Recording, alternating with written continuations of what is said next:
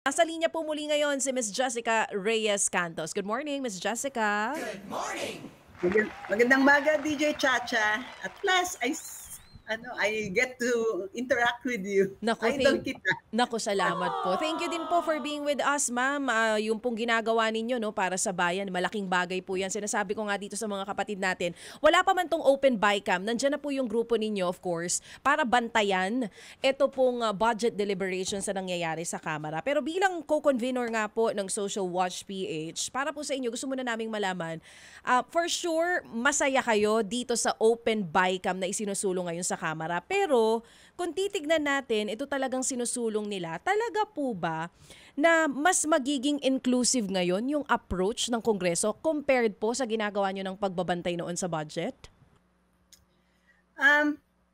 Merong mga it's a step forward compared to what we had nitong halimbawa, nagkaroon ng regression Sa totoo lang, DJ Chacha, as early as the 13th Congress, ang Social Watch Philippines has already been actively intervening in the budget process. At ayan ay naging formalize through a resolution filed by then Congressman Erin Tanyada and TG Ginggona na ayun ay na-adapt na ina-allow talaga ang CSOs to be not just observers but resource persons. Meron kaming oral arguments, so to speak. Sige, just a day na dinibote ni Congressman Edsel Lagman, noon ay siya yung chair ng Committee on Appropriations, para marinig yung positions ng mga CSOs like Social Watch, Freedom from Debt Coalition, and the others. Kami ay nagsasubmit ng formal paper at bukod doon sa formal submission ng papel, we get to present in one day, ito yung mga obserbasyon namin at recommendations. Tawag namin sa Social Watch ay Alternative Budget Initiative, so ABI. Yon. At yon ay inihahapag namin sa Kongreso at we are able to articulate, and also the congressmen are also able to ask us questions. Ngayon, parang medyo hindi, parang merong tempered yung pagbigay sa amin ng karapatan na mag-participate. Pwede kami mag-observe, tapos subject to, subject to the discretion of the subcommittee chair at saka ng Committee on Appropriations chair, kung kami ay pakikinggan, kumbaga may speaking rights. So kami naghahabol kami na sana at the minimum subject to accreditation requirements, kasi ang hirap rin naman kung lahat ng mga parang may screening rin yung mga merong karanasan at halimbawa subject matter experts sa agrikultura, sila ang bigyan ng speaking rights when you do the budget analytics for the DA budget. So yun gusto sana naming merong ganong speaking rights, kasi ang hirap rin kung maghahanap ka pa ng sinong congressman kaya pwedeng mapagpasahan ito. Oo. Buti meron ka agad. At saka kung gamay na gamay talaga rin yung gusto mong ipahatid. Oo. Ma'am Jessica, so tama po ba yung pagkakaintindi ko? Etong sinasabi nila na open bycam ngayon, compared to what you're doing na before, na nakakalaho kayo sa budget deliberations, nabanggit nyo nga po, even the 30th, simula pa lang ng 30th Congress, kasama na kayo. So yung gagawin nila for this year, mas regression pa. Yun yung ginamit yung term. Kasi tempered, nabawasan ng karapatan yung mga civil society orgs tulad ninyo. Tama po ba yun? Hindi. Teka, DJ Chacha, let's try to clarify. Iba yung open bycam call namin dun sa pag-participate formally ng CSO sa budget process. Yeah. Kasi yung open bycam, ano na yun yun is a later stage ng budget process Oo. So pagka nakapag-deliberate ng House at ang Senate ng kanilang versions ng budget, saka magkakaroon. At merong pagkakaiba, i-reconcile nila through a bycam. Etong mga nakaraan, talagang secret lang yung open bycam. There were attempts to say, i-open natin tong bycam, pero ang ginagawa, sige, mag-o-open na kami ng proceedings, saan dyan na yung mga media. Tapos, after the picture taking, sige, alis na kayo. Tapos, tawagin na lang si media after na, sige, tapos na kami ng BICAM namin. So, you don't know what's happening dun sa likod. Yun, kahit nung unang-unang panahon, talagang walang access ang CSOs dyan sa Correct. Bicameral Conference Committee. At ngayon, ay magandang meron ng joint resolution ang House at ang Senado na i-open ang BICAM, ipakita yung matrix ng mga disagreeing provisions at papaano ito na-reconcile, sino ang nag-propose ng kung ano. So that is totally different, yung open BICAM call namin sa current na tinatry namin mas mapaluwang pa na opening sa CSO sa buong proseso ng budget. Kasi pag isinubmit ng Pangulo yung budget, yung bang dokumento na yan, sige, binigyan kami ng mga libro. Makapal yan, mga 3 volumes na malalaki. Pero gusto sana namin, bukod dun sa physical copy, gusto namin may electronic files na PDF, wag PDF, Excel file, yung tawag namin machine readable. Para, ang hirap kayang mag-analyze ng budget kung ang bibigay sa'yo screenshot ng mga Dapat Excel para mas mabilis mag-analyze. So, yun ay request namin. Pangalawa nga, ay i-analyze namin at lahat why we should be given our chance to articulate ano yung findings namin after we do our budget analytics. Sa ngayon, nasabi lang nila, isubmit ninyo, you may submit, and ang wording dun sa interim guidelines, we may be convened in an assembly to present. May pa rin, hindi shall, di ba? Ang lesson sa atin ni Manong Ted, malaki ang kaibahan ng may sa shall. Pag may, ay di pwedeng maybe not, maybe. Pag shall, talagang sigurado na i-convene. Sa ngayon, ang wording sa interim guidelines na nakalagay, we may be convened and to present. So, nasa discretion yan pa rin nung leadership. So, it's not actually, parang, kaya, like I said, hindi siya, a step backwards yan. Hindi siya super inclusive. Nakapag-present na kami in a formal manner. Kasi parang ang mangyayari po ngayon, tama po ba Miss Jessica, magiging purely observers lamang po kayo. Kung magbibigay man kayo ng paper sa kanila, pag-uusapan pa nila, kung mako-convene yun, something like that, tama po? Yeah.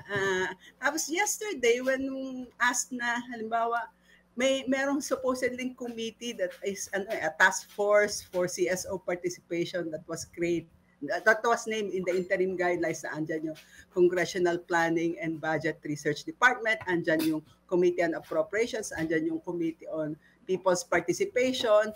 I think the Secretariat's office is also there.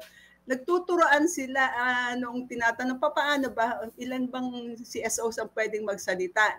Biglang sabi ni Congresswoman Swansing, who is the chair of the Committee on Appropriations, it's up to the task force to determine. Di ibig sabihin, pagka up to several people, kung pag-uusapan pa nila, di malabo pa rin sa ngayon kung paano nga ba kami magpa-participate. What is clear is we can be observers, we can submit our position papers, but we are not assured of a voice. As in, we can be heard in talagang naririnig mo. Babasahin ka at pwedeng makatulog sila habang binabasa. Yun na nga. Hindi sigurado kung makakapag-komento o makakapagbigay ng suggestion itong mga civil society orgs natin sa mangyayari pong open budget deliberations na ito. Kanina binabanggit niyo po you're asking para po dun sa full set ng budget documents kasi binibigay sa inyo papel. Ang gusto niyo po sana ma-upload din to sa website, hindi na PDF file kundi Excel versions na. Ano daw pong tugon nila doon? Positibo po ba o nagturuan po ulit sila? Silent pa sila sa ngayon doon sa aming request na yon. Sa ngayon, uploaded na yung pwede mong mabasa sa DBM website yung mga budget documents, pero hindi siya Excel. Oo. So, yon.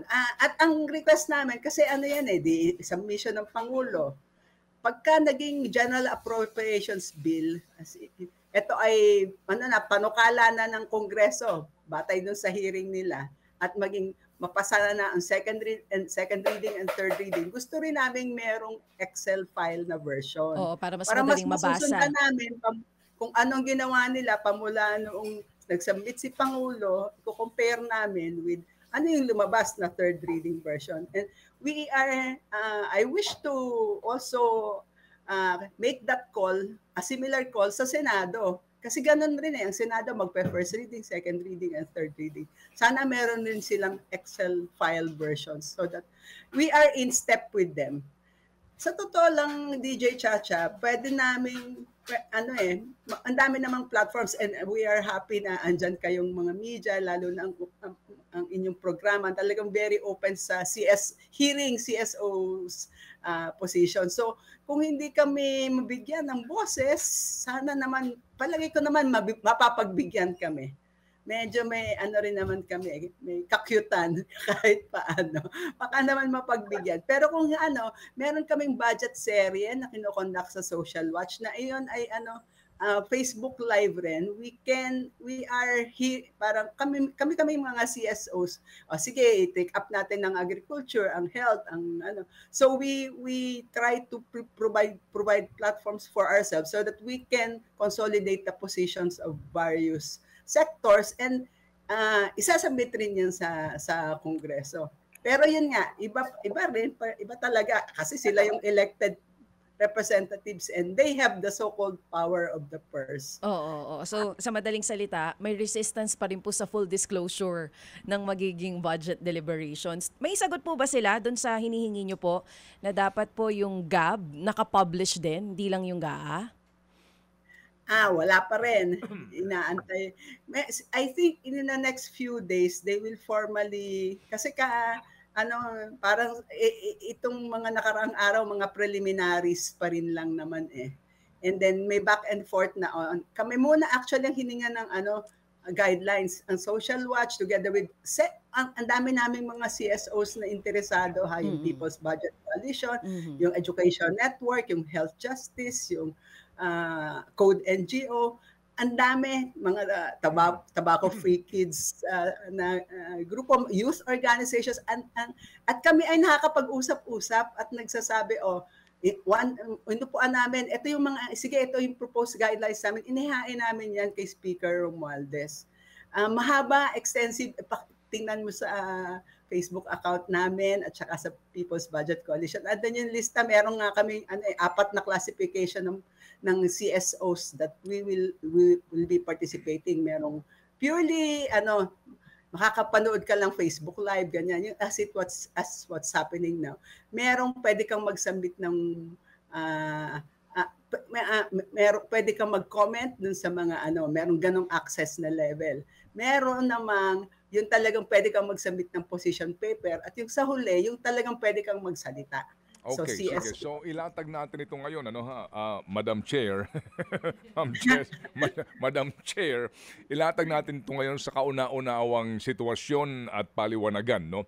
Una, itong sinasabi ng lower house, no, na open sila ngayon, pwede kayong makilahok, etc. Sa totoo lang po, drawing lang ito.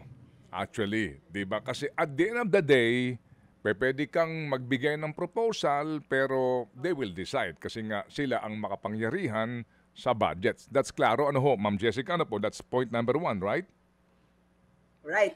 Okay, sige.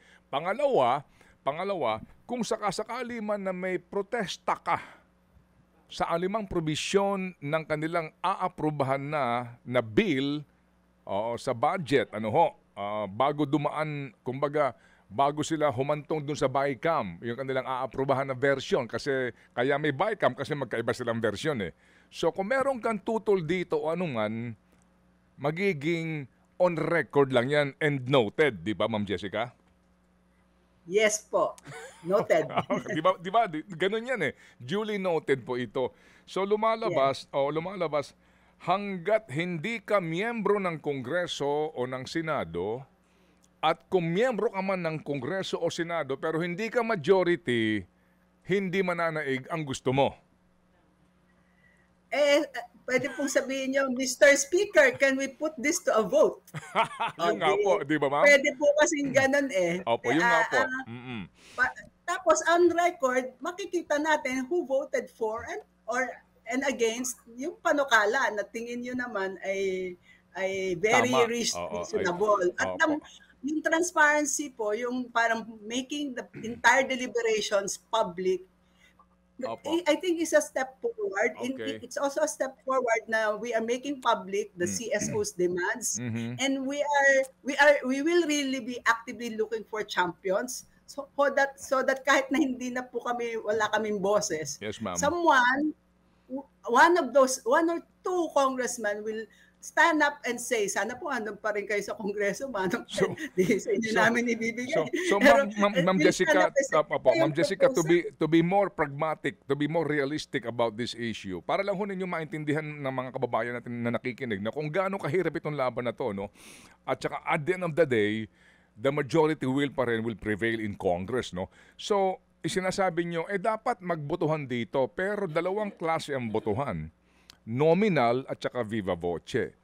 Ngayon, kapag sinabi natin, gusto namin malaman ang boto ng bawat kongresista, that's 300 plus members, no? And kapag ang pinag-uusapan natin budget, wala po nangyayaring nominal voting eh, 'di ba? Kasi nga maaari din nila sagasaan yung botohan na iyan eh, 'di ba? Oo, dito po sa sinasabi niyo, dapat transparent ang boto. Kung ikay tututol, maaari kang magsabi na papaliwanag ko boto ko at on record dyan sabihin mo ito ang boto ko. Ganun po yan. So, ma'am, ito ho ang hirap ngayon na ating haharapin sa sinasabi nila na pagbubukas pa rin po ng budget. Pero sa totoo lang, yung pong mga flood control projects ngayon sa DPWH, nakasingit na. Inyo na bang na-check ang National Expenditure Program? Ay, aabot na nga lang po nung physical copy kahapon. Actually, wala pa po ring physical copy ang Social Watch. Oo. So, hindi pa po namin na-scrutinize ng kung... Yes, ma'am. Opo. Kasi ma'am ngayon, actually, sabi nga nung iba na dito na rin po tumanda sa budget process, Ma'am Jessica, ay ngayon, the fact na ang number one po na may malaking appropriations ay DepEd, pangalawa po ay public works pa rin. So yung mga flood control na mga proyekto, nakalagay na ngayon doon na naman.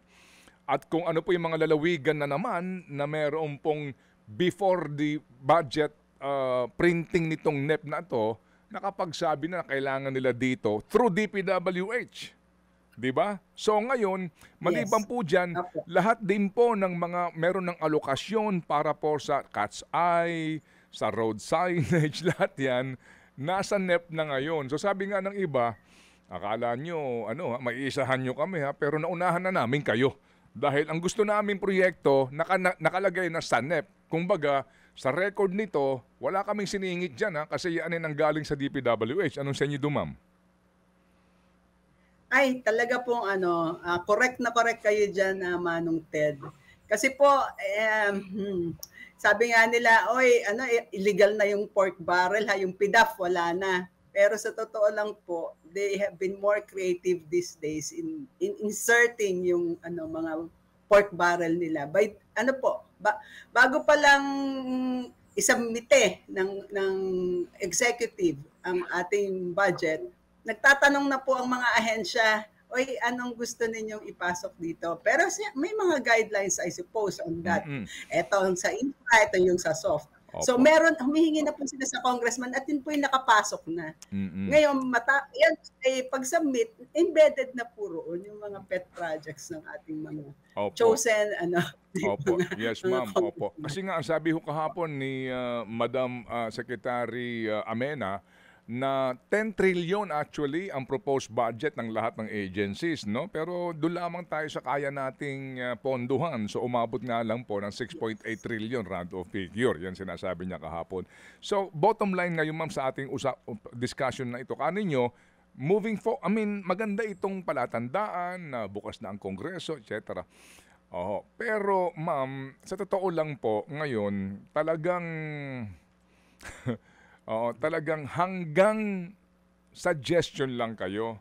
Tayo po, hanggang ano lang po tayo, request lang po dito. Sila pa rin po at sila nga talaga ang masusunod at magagawa pa rin po nila ang kanilang gusto. Nga lamang po, pwede mag-ingay yung iba.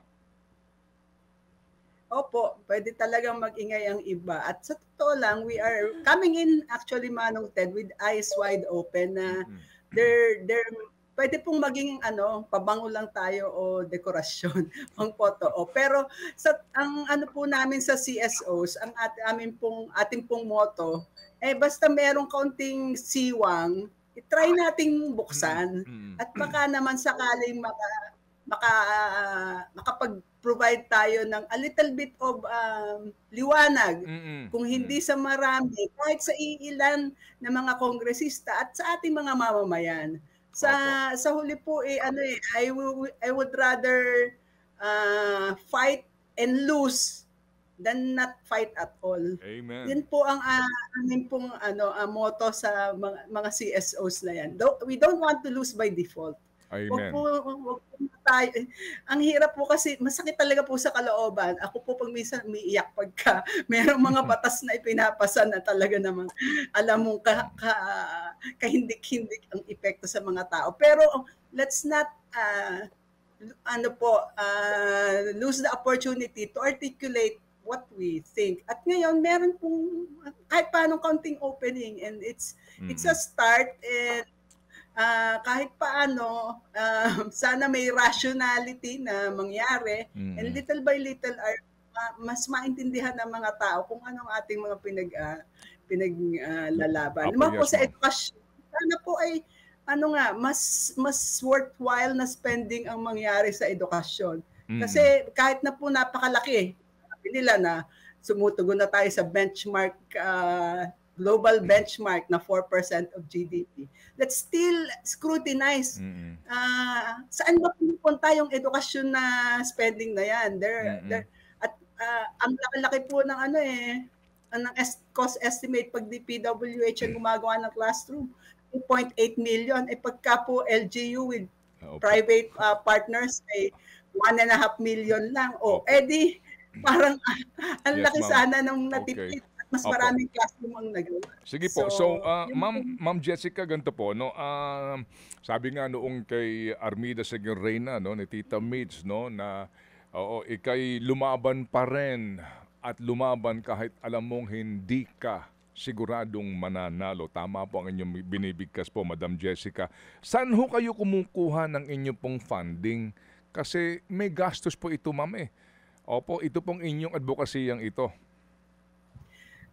Noon pong mga una, when we were starting out, I'm speaking as Social Watch po. Yung pong Alternative Budget Initiative ay dati ay pinapondahan po ng Oxfam Philippines. Pero ngayon talaga pong wala totally volunteer work po ito for Social Watch. As in meron po kasi namang ang Social Watch po kasi ay network of networks. Meron po kaming agriculture cluster, may children's cluster, may health, education cluster. Yan po ay may mga NGOs, may sarili-sariling funds. They get their own support. Tapos binibigay lang po nila sa amin, we consolidate their budget analytics on a sectoral basis, and we consolidate and present it sa kahit po meron pong opening o wala itong kongreso na to, ginagawa po namin ito on a yearly basis because it's part of our mandate na i-monitor po yung commitments ng pamahalaan dyan sa mga Sustainable Development Goals, yung SDGs. Yung mga poverty eradication, zero. Yes, ma'am. Ayun, how do you monitor? You monitor it by looking at putting your money where your mouth is. Pagkano ba yung pera binibigay ng pamahalaan sa mga SDG? Sige po. Okay. Kasi nga po, ma'am, siguro ngayon, bagamat yung nga po ang ating nailatag nga na actual po na sitwasyon para po sa mga civil society organizations po na magpaparehistro ho dito. Kasi may mga iba na sinasabi na ayaw namin kasi ayaw namin sa bandang dulo masama pa kami sa PR nila na nando naman itong grupong ito nando naman itong ganito di ho ba? Yun pong katwiran po nung iba, no? Yung medyo progresibong grupo. Anyway, so ma'am, sa ngayon po ang pinakamainam na yung pong mga nandidiyan na mga nakaupo na party list, na totoong party list maari po makipag-tie up po sa inyo bilang katuwang sa pag-aanalisa sa budget kasi po napakahirap po ng dokumento niyan. In the Senate, I really have to say, pasalamat tayo, may Ping Lacson ngayon, tsaka may Tito Soto. I mean, in all fairness na nagsasabi na talagang sila isusuri doon. Pero baka pati sila, sa dami ho ng mga dokumentong ito at linya dyan sa budget, napakahirap bantayan. So kayo po, meron na ba kayong may pwedeng makatuwang ninyo na party list organization, na totoong party list po na maaari pong masabi natin na sila ang tinig ng grupo ho ninyo, sila ang tatayo at sila maghahayag ng inyong mga posisyon at komento? Hindi lang po party list, kahit po regular congressman, meron po kaming mga nakakausap na. Pero kahapon po, very clear na ang akbayan po ay naka-assiste sa amin. Yun nga pong lumipat ang diskusyon sa Romualdez Hall, agad ay hinanap ang mga CSOs ni Congressman Percy ng akbayan po. Si Mother Percy ang tawag namin sa kanya. At sabi, asan na yung mga CSOs? Bakit biglang nawala sila rito? So medyo nataranta ang Kongreso kahapon na, patawag kasi po, maliit daw po yung kwarto, so hindi na. So meron po akbayan. Andyan rin po yung ang anak ni the late Congressman Edsel Lagman. Andyan po si Crisel Lagman. Nagbabalik si Crisel. Opo.